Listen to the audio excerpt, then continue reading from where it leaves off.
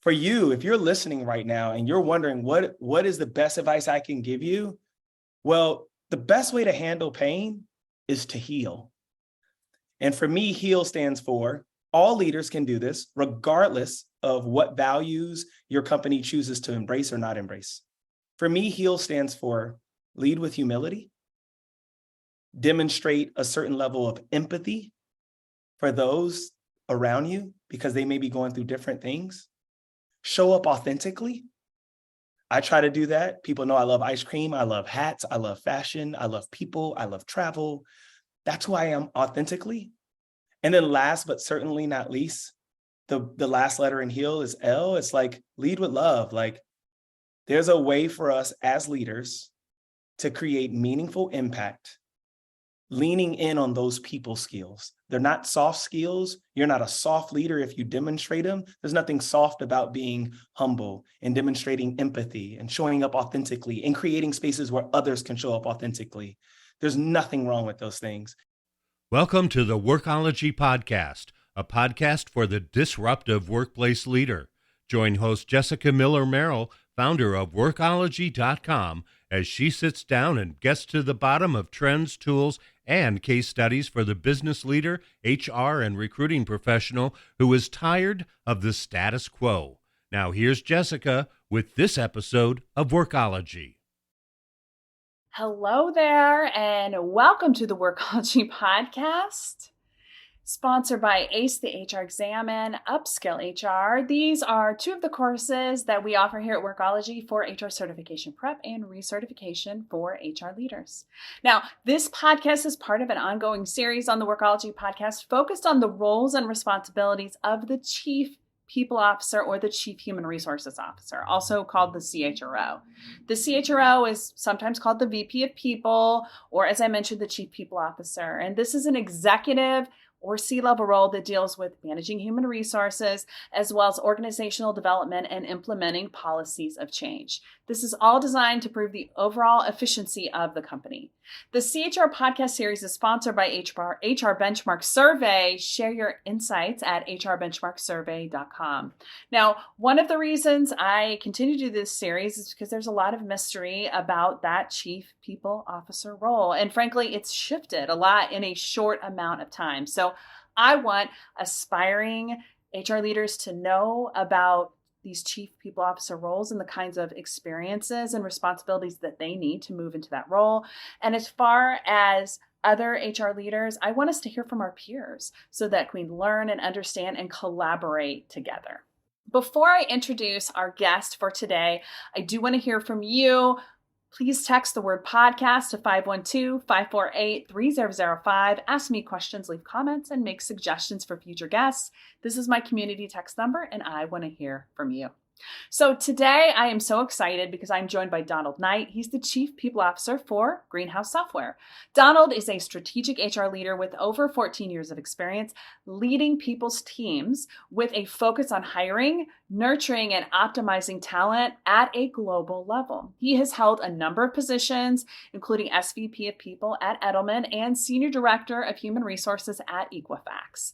Donald has a passion for building high-performance teams and strengthening company culture, which has allowed him to drive change where it truly matters. Just you wait and see. I'm so excited and honored to welcome Donald to the Workology Podcast. Thanks for having me, Jessica. I'm super excited to chat with you today. And shout outs to all the amazing listeners here at Workology. I hope they're having a wonderful time as well. Hopefully they will be too. I mean, it's always fun over here. And I love this series because we have been interviewing heads of human resources and heads of people really over the last couple of years. Yep. So I always ask this question. And I think it's kind of fun to understand your journey into where you are now. So we're going to start with some background and talk to me about what led you to choose HR and how your career's evolved over time into your current role at Greenhouse Software. Yeah, that's a great way to start. I would say, first and foremost, look, I've personally benefited from more women leaders in my career than anybody. And so even that starts at the very beginning of my career. In undergrad, I worked an intern for 36 hours a week. and put myself through school because I'm the eldest of four. And the chief human resource officer at the time, Kay Kennedy, knew I was coming up for graduation, knew that I wanted to go to law school, and was like, hey, I think you should like consider a role in HR. And I'm like, no one likes HR. Like, well, are you kidding me? I would never work in HR.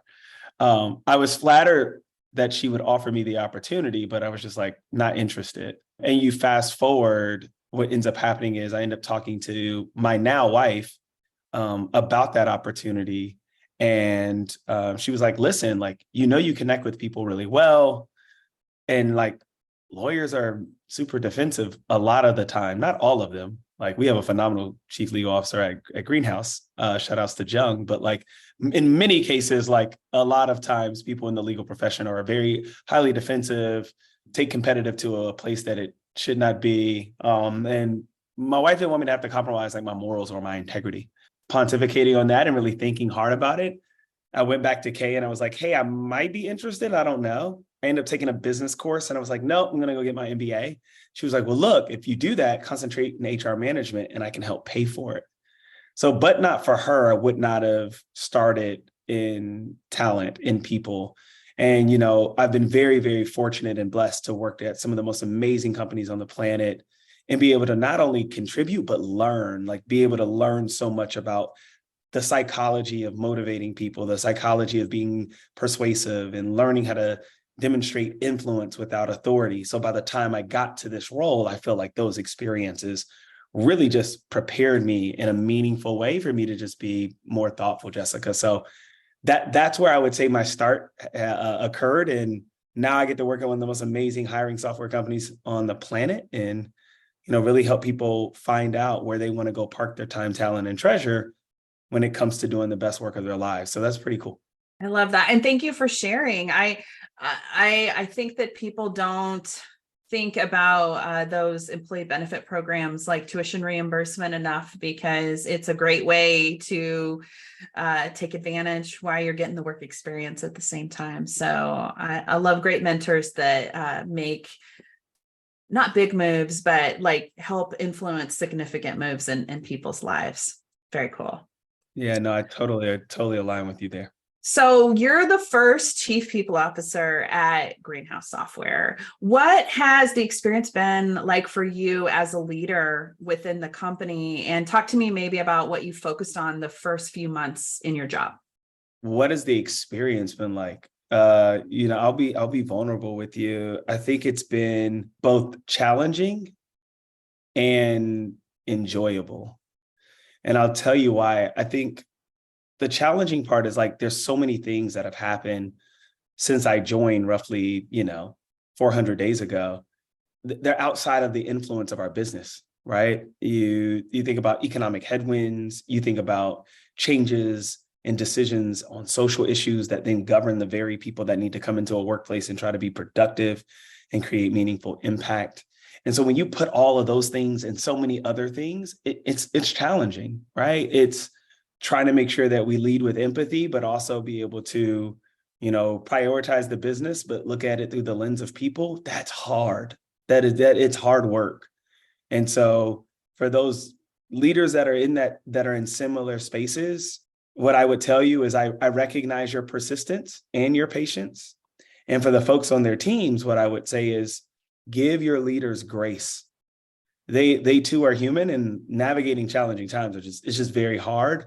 But I do believe that we're in a time period in which we have people that are actually wanting to do right by people, understanding the human lens, but also equally trying to make sure that you have success, business success, and be profitable. That's the challenging part. The most enjoyable part, if I'm being honest with you, Jessica, is like conversations like this, right? Like I get to talk to so many creatives, business leaders, other CHROs or other CPOs, other CEOs, and be able to talk about help them reimagine what life at their organization could look like for people, what that hiring process could look like. What does people experiences even look like? Should you go to a 4-day work week or shouldn't you? Should you embrace being a distributed work model, or should you force people to come back into a physical structure? So that's the enjoyable part, right? I'm very mindful to the fact of we're creating history. And I had a good friend remind me of this. So this is not an original thought, but he told me, he was like, listen, Donald, like if you looked at how long humans have been on the planet and you wrote a book on it and each page represented about 200 to 250 years, like the book didn't even get that good until page 998 and we're on page 1000.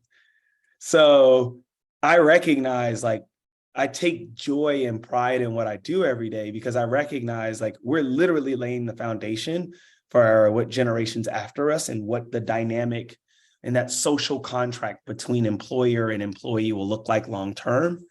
And I think we're getting away from words like staff and words like treating people like they're just headcount. And I think we're evolving towards people and teams and leaders recognizing that there's power in making sure your team is set up to thrive. So that's the enjoyable part that I jump at. And that's what keeps me, super excited waking up every day. So we are totally in the same space with that, because the whole like conversation around what the future looks like and how things have shifted even in the last 24 months. I had somebody ask me yesterday what the difference is between a vice president of human resources and a chief people officer, and it was a great conversation because that I think this shift is going to have a fundamental impact on the workforce, leading with people and hopefully as a more empathetic leader.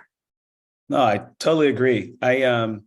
What we name things, naming conventions matter. And I think, shout outs to the community and anyone in the community of the LGBTQ plus community, because like they've done a phenomenal job making sure that like pronouns become status quo. And so like, in our software, status quo, people can put their pronouns so companies know how to talk to them as candidates. But the reason I say that is like naming conventions, calling people resources as opposed to calling people, those things matter. And I'm excited about the modern leaders that are leading these people teams. And there's a bunch of phenomenal ones out there, like ones that I personally look up to that have helped me in my leadership and keep me focused on the things that matter. So totally align with you there. Like, what an amazing time to be alive, right?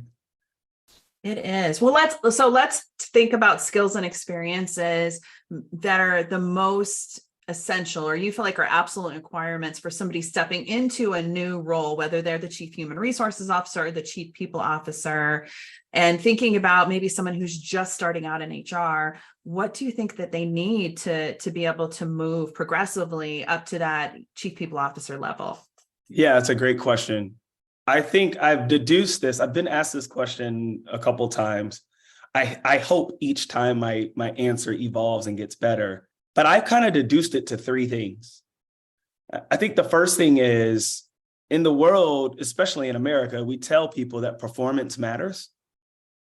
And I agree it does. And making sure that like you're able to, meet or exceed expectations, making sure that your work product, there's a certain level of polish to it as it relates to, are you answering the right questions? Are you answering whatever the objectives are supposed to be? I think that part of performance, like, and just taking pride in one's work and hard work, I think is important. But what I've realized, like Jessica, is like, performance is only like 20% of this. It's only 20%. And by the way, when you want to be considered like top talent or an amazing entrepreneur or an amazing rising leader, like that's like the general admission. Like at this level, like everybody can perform. It's like making it to your favorite professional sports team. It's like you get there and you're like, oh, I'm super skilled. And everybody there is like, so am I. It's like, that is just general admission. That's the prerequisite. So I tell everybody, like, focus on your performance, but that's 20%. You got to focus on the other 80%. So 30% of it to me is image, which is like, when I say image, I'm talking about like, how are you perceived by people that you work with? Like, do you play nice in the sandbox? Are you kind to people? Do you call people by their names? Do you use the right pronouns? Or are you rude? Do you come across as socially unaware? Do you find ways to make sure that you're helping contribute to the overall success of whatever team that you're on? Or do you get labeled someone who's running rogue and not really interested in partnering with others? And yeah, I do believe innovation is positive rebellion, but all innovation happens as a team, right? Like it takes a team to get that accomplished. And so how you work with teams to me is super important. I think that's about 30%. That's that image portion. And then I think the last 50% to me is exposure. And I've been super fortunate, privileged, blessed, insert whatever name you want to put there, but I've had phenomenal leaders give me exposure along the way. And so I can say that because of the Gerald Hills of the world, I worked on M&A work early on in my career in people, or because of the Anilu Vasquez Ubaris, I understand how to navigate a comp committee conversation at the board level. Though that kind of exposure is priceless. It's not something you find on a YouTube video. It's not something you're going to find on Craftsy or Etsy or any of these sites. That's the real world experience that I think leaders are looking for. They're looking for the Jessicas to try to figure out, who should I be pouring my time and investment into? Who are going to be the people that are going to be able to lead these teams moving forward or lead these companies moving forward? And so I think that exposure piece is important. Now, here's the thing. You never get to the exposure if the performance isn't there and the image is not there. So you got to be mindful of how you work with teams. You got to be mindful of the work product that you produce. And in my opinion, that will position, whether you're in finance or whether you're in people, it'll position you to get the exposure that you're looking for. And through that lens, I think that self-development, we got to constantly be looking for ways to sharpen ourselves and improve ourselves. And one great way to start is listen to the Workology podcast. So I'm glad I'm here with you. So this is cool. Well, I love your perspective. I do think that those experiences are so key. All things are that you have mentioned, but I think that the experience piece, because sometimes people they think, hey, I'm a high performer, I should automatically get access to XYZ. And that's not how the world works. When you're in a room of chief human resource officers, like the best in the world, or the best entrepreneurs in the world, or people who are highly successful, you go from being in another room where you were, top 5%, and now suddenly you're average among a bunch of people who are really amazing. So it can be, I think, incredibly humbling. But it's that experience part that you can pull from, whatever situation or scenario that you're in. You're always ready. Totally agree. I totally agree. And in many ways, I want to circle back on, you talked about, when you get in that room, you're average. That's not a bad thing. Like, to be in a room full of high performers and everybody is contributing to a high performing team, and that becomes the new status quo or the median, it's not a bad thing. And there's so much learning that can happen there. So I'm so glad that resonates with you, because that totally resonates with me in my career, Jessica. So in March, I flew to San Diego to attend an event where I knew absolutely no one. And it was for entrepreneurs led by this thought leader, author who has co-authored and worked with Napoleon Hill. And I think he's published like 30 different New York Times bestsellers. And so he has this whole community. His name's Greg Reed. And like I said, I knew nobody. And I showed up, and it was amazing because I was, first of all, I was really intimidated because A, I didn't know anybody. And then B, once I got in the room and I was just like the energy and the people, and it was amazing. I'm like, there are freaking billionaires here. People came on their private jet. They've started their own companies and sold them. And now they're public on the stock exchange. It was awesome. And then the third stage for me was realizing that I'm in a room with all these people. And like I'm saying, like I was at the beginning or mid part of my journey compared to some of these others, but that's a good thing, because you want to learn from those kind of people so that you are able to elevate yourself. Oh, I totally agree with you. Like, having proximity, not necessarily just physical proximity, but just relational proximity, because the world is becoming even more digital and virtual. But having proximity to people who have ran at a pace or have had success at a pace, or in my opinion, what's most important outside of success is impact at a certain pace that you can learn from, is so invaluable. And it sounds like that while you were at that conference, you recognized that the power of being in that room is like being able to glean insight from these individuals, and knowing you, because you do relationship cultivation on steroids. So like, I think that's a positive superpower of yours, Jessica. I think I'm confident that you walked away with relationships afterwards that you might not have had before. And I think we need more people saying that. Like, we need more successful business people like yourself openly sharing with others that, look, you don't got to be the smartest and most successful person in all the rooms you walk in. In fact, when you aim not to do that, you'll probably learn more. So. Absolutely. And I'm still connecting and reconnecting and growing those relationships from March. So I'm super excited about the direction and everything that's going to go. But I want to talk a little bit more about Greenhouse. And I think that a lot of us in HR are probably familiar with Greenhouse software. Can you talk to us about the size of your company and then the HR team or the people team, and maybe walk us through like the organizational structure? Who do you report to? How does that work for the people team? Absolutely. Greenhouse for me is something I'm super passionate about, just because I recognize the social impact that we're able to help drive and facilitate. And I'll tell you a little bit about Greenhouse. So Greenhouse is hiring software, and we consider ourselves the hiring operating system for people first companies. So when you think about amazing tech companies in the space or non-tech companies in the space that folks have said, OMG, like that company is rather intentional about the way that they treat their people, like Lyft, for instance. Like they're known as a rideshare company, but they're also known as the rideshare company that pays their drivers more than their competitors. Well, I'm happy that Lyft uses Greenhouse.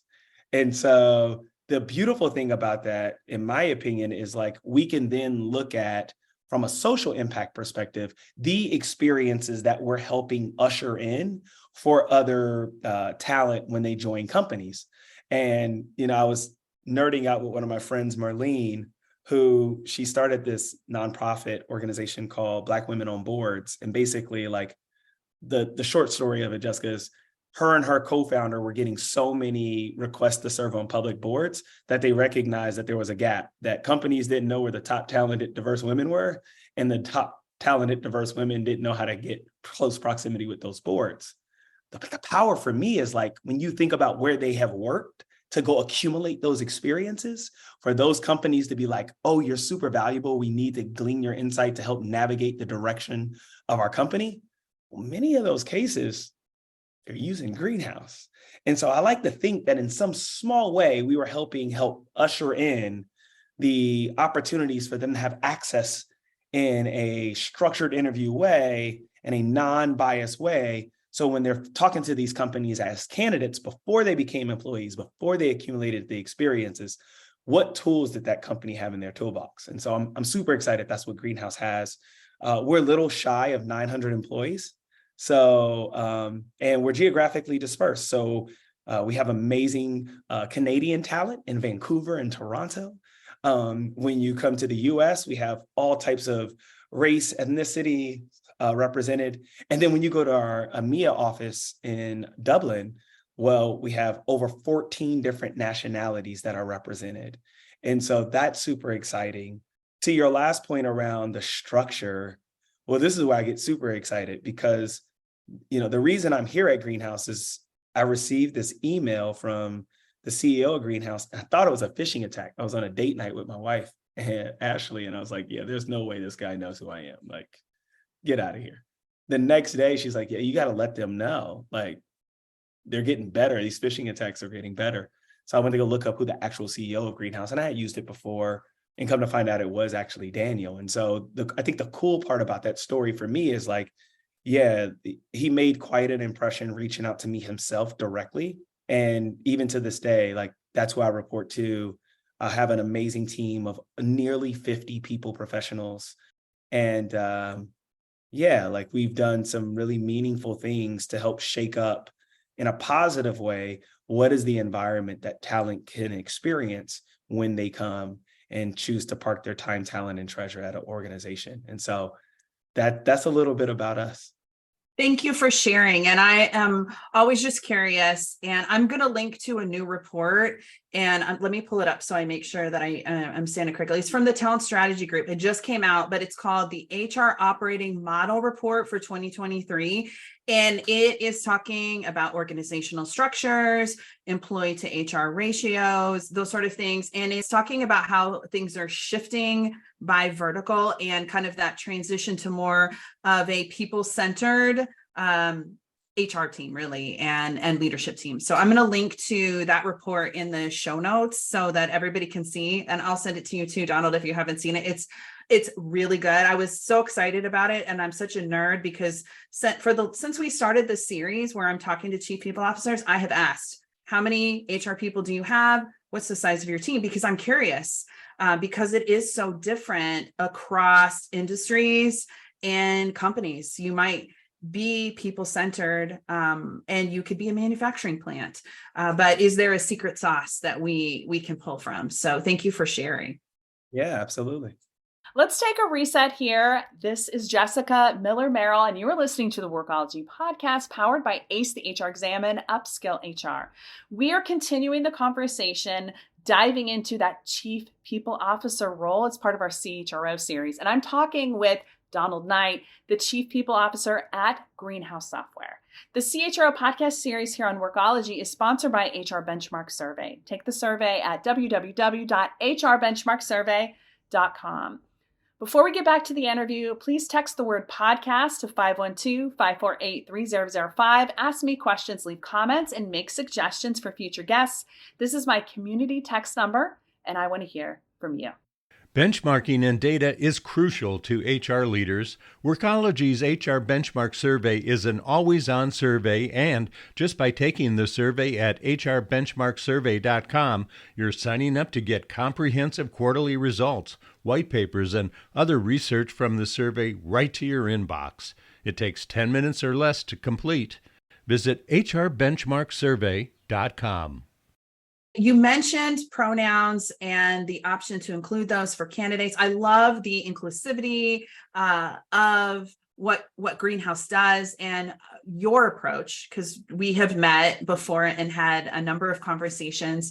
I wanted you to share on the podcast here the role of DEI and employee resource groups, or ERGs, at Greenhouse, and maybe why you call them arbors. Absolutely. Well, I think the first thing I would say is in my first 90 days, I got rid of the DE&I team. And typically, if you're a listener right now, you're probably wondering, because I'm sure my picture is somewhere on the internet, you're probably wondering, like, did this Black guy just say he got rid of the DE&I teams? I am saying I got rid of the DE&I teams, but let me tell you what I mean by that.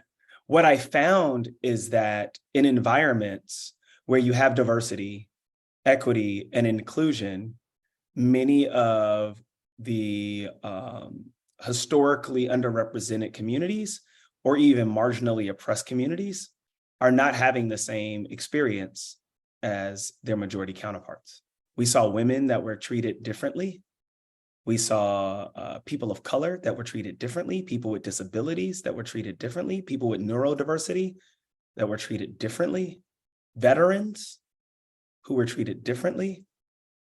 And that just didn't sit well with me. You know, my parents are both veterans, and my younger sister, has always challenged me, Jessica, that if I ever got to be in this role, that she's going to be watching to make sure I create all the impact I said I was going to do and that I tried to do on my way to this role.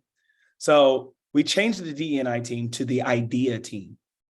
And IDEA means inclusion happens when diversity, equity, and allyship are present. There is a role for men to play when it comes to being an ally or a champion for other communities. There's a role for women to play when it comes to being an ally or champion for other communities, and so on and so on and so on, whether you're majority, minority, things of that nature. And so we teach allyship behaviors at our organization. Our ERGs, that other people would call them ERGs, employee resource groups, or business resource groups. Some people call them affinity groups. We call them arbors. And the reason why is we recognize the power of having allyship in the room means that the environment becomes more conducive for people to be seen, valued, and heard. And in organizations where you're not seen, valued, and heard, what ends up happening is it can be a very suffocating environment. And so when you think about arbors and the way arbors help provide a shelter or a place of like refuge for plants to be able to grow and thrive, we want our employees to be able to come to Greenhouse and grow and thrive. And so our arbors are intentionally placed to help every part of our community. So whether it's trellis, or which many of their members identify as people with disabilities, whether it's full house, which is a place that embraces all caregivers, not just parents, but also reverse caregiving for children that care for their elder parents or guardians or people of impact in their life. Like the whole idea is that these arbors will be the place where you can get that oxygen. You had a tough time, you can go there for encouragement. You can go there for support. And we even have programming around like, how do you manage your energy? Like, how do you, what are some of the new trends on being a caregiver? Like, how do you show up as an ally for, African-American people or people from the African diaspora or Latinos or any of these different communities. And so, yeah, like all of those things are super important to me. I don't want people to hear the soundbite and be like, oh, this guy just got rid of D&I teams. It's not important. No, it's so important that we had to find ways to, create a pathway for allyship. And the way we look at allyship from a continuum perspective is it's not okay just to invite people anymore. To me, that's like the job wreck, right? Like you invite all people to join your organization. It's great. It's a great first step that you're inviting everyone to come park their talent there. That's not enough. You have to engage them. And that's to me like the interview process. But that's not enough either. Like you got to find ways to empower them. And that's like when you hire them and you say, Jessica, you're doing a phenomenal job. We want you to be like, VP or chief of whatever department. It's not enough. You have to champion them. And when you champion someone else through allyship, it means they don't even have to be in the room. Jessica can be in Tulum and I'm sitting in rooms where I'm saying, no, like if you're talking about the kind of leader that we need, you need to go call Jessica. You got to go find Jessica Miller-Merrill. Like that's the person you want to talk to. She's super skilled in this regard. She has the experiences. It's like, how am I showing up for you, even if you're not present to show up for yourself, or differently, when there's a social issue where you don't even have the energy to show up for yourself. And we've seen many of those things happen over the last 12 to 18 months where different communities felt like their energy was drained. So yeah, I love our arbors. And I have to give a shout out to Nia Darville, Marcelo, Jamie Adasi. Those are the people that are doing the real work at Greenhouse to help foster those different communities. So super, super excited about our idea team. I love it. And I love how allyship and this inclusion, ally mindset is embedded. It's part of the entire culture of Greenhouse.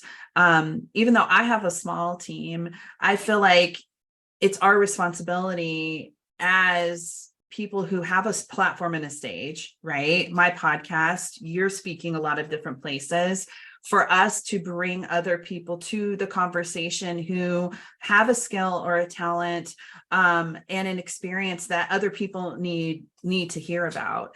And so that's one of the things that I have been really focused on when I'm speaking or traveling for the HR industry, is making sure that we have different people with different experiences, and I'm bringing them along with me, or they can go instead of me. I don't need to be on that stage.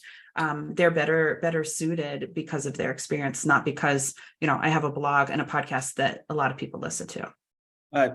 I totally agree with you. Ditto _retweet. If you did not hear what Jessica just said, this is when I will encourage you to press the rewind button on the podcast app and run that back, because the ripple effect of what you're talking about, Jessica, is like, that's what we saw when it came to the civil rights movement.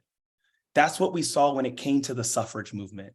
That's what we saw when it came to creating equal rights for the LGBTQ plus community, which in many ways, they feel like some of these laws and legislations are, targeting that community directly. So Shout outs to allies like you that are not only doing the work, but creating the space, just creating space for other people to be seen, valued, and heard. That is, you should be commended. And I am lucky to know you in the work that you're doing. That's super, super impactful. Thank you. I don't feel like I need to be commended. I just need other people to be able to be a part of the conversation. And I think this next conference season, maybe this next year, we're going to run through the list and kind of look through the diversity in a number of conferences. Now, it's going to be a challenge because diversity, I don't know if you have a disability unless it's a visual disability, but to have some percentages so people can see, because I want more people on stages and in places that are not the majority. And if that means that I am not speaking, hey, no worries. I will stand up there and clap and get excited for you. And I'm not going to be the most popular person in the world when I put out this report, but I feel like this is more important than any of those things. I totally agree with you. There's a example of this. Alex Ohanian, probably more famously known for being the husband of Serena Williams, the greatest tennis player to ever play, but equally very successful in his own right as one of the co-founders of Reddit. And he, less than 2.5, 3 years ago, chose to step down from the board of a company he started because he recognized that Reddit did not have the type of representation at the board level that he himself thought was super important, super impactful. The ripple effect of that, though, is there were other founders, other CEOs that also stepped down, most notably probably Bob Iger at Disney, to make sure that they created space for greater representation. So if you're listening right now, like, the one thing I want you to take from what Jessica just said is that we all have a part to play. And the impact of that can be felt in such meaningful ways. For Jessica and I, it may mean us saying no to a speaking opportunity and creating space for someone else. For Alex Ohanian, for Bob Iger, it meant stepping down from a board. But if all of us are looking to create an environment, to create a world, to better a planet where everyone can feel seen, valued, and heard, well, in many ways, we're all contributing to the concept of what we wanted when we started Arbors in the first place. So it just warms my heart to hear you say that, Jessica, honestly. I love it. Thank you. I just want my daughter to be able to grow up and live in a world where she feels like she can do whatever she wants, however she wants, and whoever she is. And I for me, that is HR has such an important part in the workplace in that. I totally agree. Totally agree. I want to switch gears and talk about Global Passport. So talk to us about what Global Passport is at Greenhouse. Global Passport. This is so cool. This is a nice pivot. At our organization at Greenhouse, we say new topic. This is a great new topic, switch up. So Global Passport. Global Passport is our way of creating access for our greenies, what most people would call employees, but we call them greenies, to be able to explore the world in meaningful ways that they have not been able to do so in the past. So in the past, if Jessica wants to go visit her parents, she has to go take PTO. Jessica may be working in a different state or a different country, or if you live in like places like Canada, in a different province than where her family resides. Or if Donald wants to he studied Spanish in college or in high school, but hasn't really been able to apply it because the city that he lives in, English is, the first language that's spoken. There really wasn't a mechanism. There was zero flexibility that allowed that to happen outside of paid time off. And so what ends up happening is all of the stigmas that come with paid time off would set in for both Jessica and for Donald or any other talented person on the planet. And so we would limit our vacations and we wouldn't be able to enjoy them as much because we're probably bringing family and we're trying to prioritize that. And we don't want to get behind on work and there's pressure to answer the email. So Global Passport allows any greenie at our organization to travel to an approved country We say approved because we don't want to put greenies in harm's way. So they can't go to places like Ukraine and Russia right now. That's just not ideal for them. But outside of like things like safety, and things like security, especially information security, we approved them to go travel for up to 60 days. They don't have to take paid time off. They can work with their leader to figure out how do they set up their right hours, what meetings do they absolutely have to attend regardless of time zone. And when I tell you it's a hit, it's a hit. So we've had some people already max out their 60 days. We just went live 1/1/23. We've seen some people already max out their 60 days.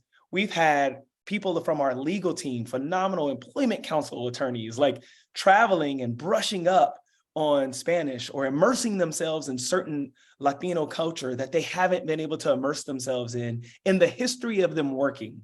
We've had parents who have not been able to see their family members because they may be first generation Americans where their parents immigrated to America. And so they haven't been able to go to places like Delhi. They haven't been able to go to places like New Zealand or Hong Kong. And so like to just be able to see the joy on people's face while they're there, probably the most impactful story, and this gentleman, he no longer works at Greenhouse, but he's a phenomenal human being and someone that I hold in high regard. He was planning his wedding. Him and his partner wanted to go visit some family because some of the family couldn't make it to the wedding. And they wanted to go to a country in Central America. And he was legit worried he was going to let his boss down if he even made the request. I never want anybody to feel that. I never want, first-time parents, when they're coming back from parental leave, to feel like they can't ask for time to go visit family who might not have been able to see their children due to not being able to be mobile because they're getting older in age. I never want that to happen. If someone wants to learn a different language and, they're using companies like Duolingo, who I'm a huge fan of, like, I never want them to only be able to practice it and never be able to apply it. And so Global Passport allows that to happen. And so it is by far one of the most greatest accomplishments I've seen our people team make in collaboration with so many other people at our company, like legal, like finance. But yeah, it's been a phenomenal program to roll out. And I'll make sure I make a note to give you the stats at the end of the year of what year one of Global Passport looked like at Greenhouse. I love it. I mean, I was just telling you that I'm going to Tulum. I'm going to be there for several weeks. I will be working.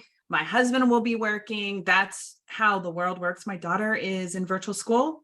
And if we want to go to wherever, we can go wherever. And it doesn't change anything. I'm still working. I'm still doing what I'm doing with this podcast. I did last year, my podcast, I interviewed maybe it's 2 years ago, I interviewed the chief accessibility officer for Google, and I did it in the closet of my hotel in Jamaica.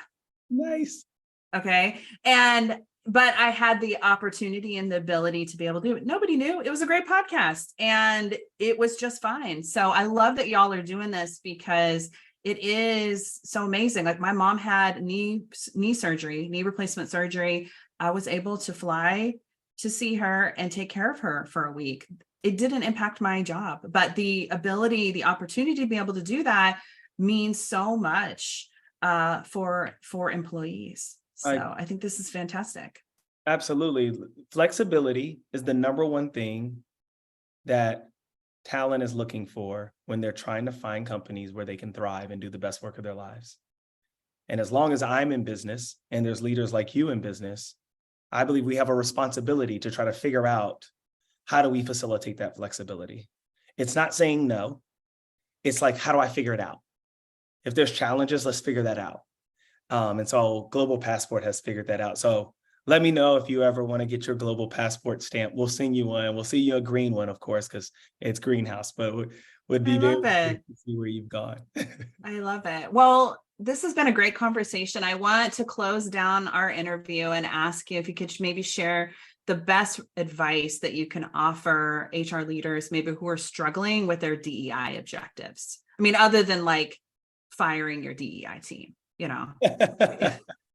Yeah, I've thought about this, and I'll try to make sure I give you I don't want to make it emotional, but I believe there's so many different people and communities that are still struggling with the pain of past decisions that have been made, both in the workplace and outside of the workplace. Some of that pain is being revisited even right now for certain communities. And to not have a magic wand where I can just go solve it all, because I grew up watching superheroes. So saving the day is something I legit embrace doing. And, unfortunately, Jessica, I can't save all the days for everyone, but I recognize this pain, and I think allyship helps a little bit in the sense that it helps people be seen, valued, and heard in the organizations where they prioritize allyship. But what about those organizations where your companies or your CEOs or your exec team has said, we're not prioritizing allyship. We will fund DEI at a much lesser degree than what we did post George Floyd.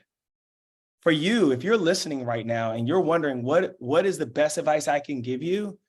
Well, the best way to handle pain is to heal. And for me, HEAL stands for all leaders can do this, regardless of what values your company chooses to embrace or not embrace. For me, HEAL stands for lead with humility, demonstrate a certain level of empathy for those around you because they may be going through different things, show up authentically. I try to do that. People know I love ice cream. I love hats. I love fashion. I love people. I love travel. That's who I am authentically. And then last, but certainly not least, the last letter in HEAL is L. It's lead with love. There's a way for us as leaders to create meaningful impact, leaning in on those people skills. They're not soft skills. You're not a soft leader if you demonstrate them. There's nothing soft about being humble and demonstrating empathy and showing up authentically and creating spaces where others can show up authentically. There's nothing wrong with those things. And I believe those are the skills. That is the advice I leave. Those are the skills that modern day leaders are going to need. And I'm on this journey with you. So if there's folks, Jessica, that reach out to you, please connect me with them. I'm happy to help anybody who wants to do this work in meaningful ways. You're killing me, Donald. This is great.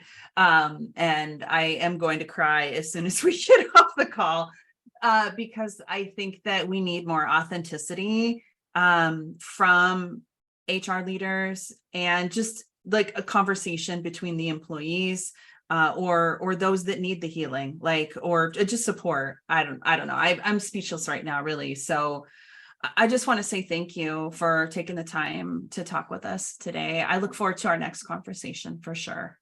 Absolutely, Jessica. Thank you. This was a great podcast, and I got very emotional at the end. It is so wonderful to hear from Donald and the change that he's driving for not just Greenhouse Software, but for the entire HR industry and workplace culture. I am very excited, and I am looking forward to seeing how you react to this podcast interview and utilize the information that he has shared. So many nuggets of wisdom. I want to get my global passport stamp from Greenhouse here soon. The CHRO podcast series on Workology is sponsored by HR Benchmark Survey. You can go to hrbenchmarksurvey.com to take the survey and let us know about what's going on with you, the future of human resources. It's so interesting to hear from different chief people officers, chief human resources officers to understand how this role is changing. What are they working on, and really where their head is at. I am such a nerd in understanding the evolution and the changes that are happening in HR. I hope that this podcast interview inspires you. Before we go, I invite you to text me and let me know who you would like to see on the next podcast. Do you have suggestions or recommendations?